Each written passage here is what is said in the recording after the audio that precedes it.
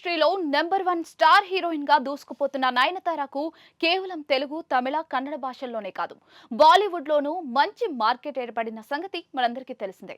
ముఖ్యంగా కాలీవుడ్ లో తిరుగులేని క్రేజీ బ్యూటీగా ఇమేజ్ ను క్రియేట్ చేసుకున్న ఈ అమ్మడు అక్కడ స్టార్ హీరోలతో సమానంగా పాపులారిటీ దక్కించుకుంది. లేడీ ఓరియంటెడ్ సినిమాల్లో నటిస్తూ ప్రత్యేకమైన క్రేజ్ ను సొంతం చేసుకుంది. అయితే పెళ్లి తర్వాత అమ్మడి క్రేజ్ మెల్లమెల్లగా తగ్గుతూ వచ్చింది.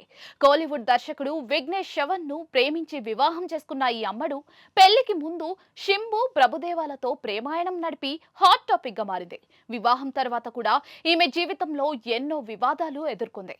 విమర్శలను కూడా చవిచూసింది. సరోగసి ద్వారా పిల్లల్ని కనడంపై పెద్ద దుమారమే రేగింది. తర్వాత కోలీవుడ్ హీరో ధనుష్ తోనూ ఈమె వివాదాన్ని ఎదుర్కొన్న సంగతి మనందరికీ తెలిసిందే. ఇదిలా ఉంటే ఈ అమ్మడుకు సంబంధించిన మరో షాకింగ్ న్యూస్ నెట్టింట వైరల్ గా మారింది. అసలు మ్యాటర్ ఏంటంటే 100 కోట్లు ఇచ్చినా సరే ఒక హీరోతో మాత్రం తాను నటించనని తెగేసి చెప్పిందట నయనతార. ప్రస్తుతం ఇదే న్యూస్ నెట్టింట వైరల్ గా మారుతోంది. ఇంతకీ ఆ హీరో మరెవరో కాదు, శరవణన్. తెలుగు, తమిళ్, కన్నడ సినీ ఇండస్ట్రీలో ఈ క్రేజీ హీరోకు ప్రత్యేక పరిచయాలు అవసరం లేదు. శరవణన్ హీరోగా ది లెజెండ్ మూవీ తెరకెక్కిన సంగతి మనందరికీ తెలిసిందే. ఈ సినిమాలో బాలీవుడ్ ముద్దుగుమ్మ ఊర్వశి రౌతేలా హీరోయిన్ గా మెరిసింది. అయితే మొదట ఈ సినిమా కోసం నయనతారను హీరోయిన్ గా భావించారు.